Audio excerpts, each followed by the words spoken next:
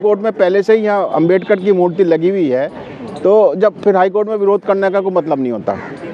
दूसरे, ये supreme court bar association की लाइब्रेरी में भी मूर्ति उनकी फ़ोटो लगी हुई है बहुत बड़ी, और जहाँ पे सभी समुदाय से एडवोकेट्स आते हैं और उनका जो जन्म बर्थडे होता है या उस पर फूल मालाएँ चढ़ाई जाती हैं उन पर।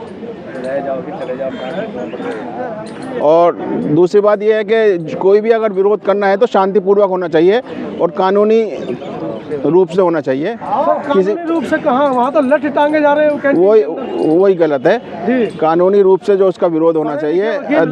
दूसरी बात, किसी भी तरह का कोई लड़ाई झगड़ा आपस में लड़ाना, इसका पॉलिटिकल फ़ायदा उठाना, ये नहीं होना चाहिए। सुप्रीम कोर्ट के फैसले का वेट करना चाहिए, जो भी फैसला है इसका सम्मान करना चाहिए। तो आप प्रतिमा लगाने के पक्ष में हैं? या तो प्रतिमा कहीं ना लगे और किसी की ना लगे, और जब लगे है तो उसकी भी तोड़फोड़ नहीं होनी चाहिए, उसका जो भी संरक्षण होना चाहिए और कानूनी तरीके से उसका कोई हल निकलना चाहिए। तो अनिल मिश्रा साहब जो कह रहे हैं, बार बार बयानबाजी कर रहे हैं, उस पर क्या कहना है? अब कोई आदमी कुछ भी कहे, उससे हमसे क्या लेना देना। बाबा साहब का अस्तित्व खतरे में, बता रहे हैं कि इनका अस्तित्व खतरे में है। बाबा साहब एक बहुत बड़े कानून के जानकार थे, नेता थे।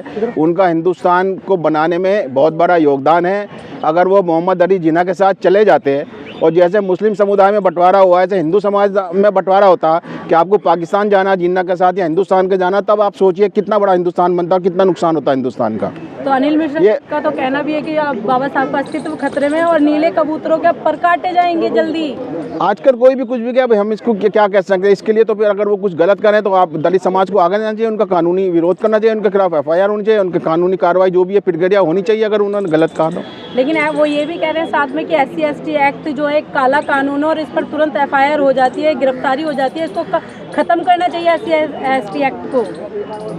अब इस बारे में तो हम ये जो कानून बना है इसके बारे में इसको एकदम से ख़त्म कर दो या इसको हटा दो, ये तो हम नहीं कह सकते। लेकिन ये है कि अगर कुछ गलत हो रहा है तो उसका फिर सरकार को सोचना चाहिए कि उसका किसी के साथ कुछ गलत ना हो।